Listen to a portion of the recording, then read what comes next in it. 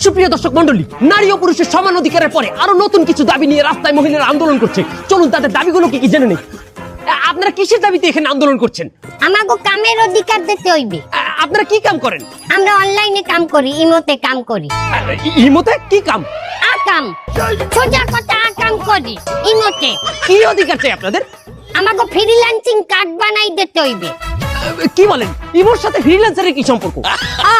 তো ফ্রিল্যান্সাররা কি হারে ডলার কামায়, আমরাও তো ইমোতে ডলার কামাই। আমরা দেশি লোকের লগে ই করি না, আমরা ই করি ইমোতে বিদেশি গো লগে। আচ্ছা, আপনারা যে দাবিটা করছেন এটা কি স্বাভাবিক?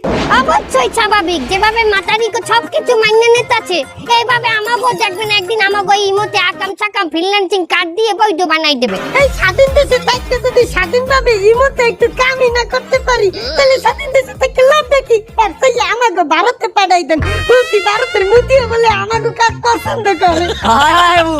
মোদি কি আপনাদের বৈধতা দেবে? অবশ্যই। আর মোদি আমাগো কাট করে দেবে, কইছে আমাগো রাঙ্গি কাট আর সিনাল কাট করে দেবে।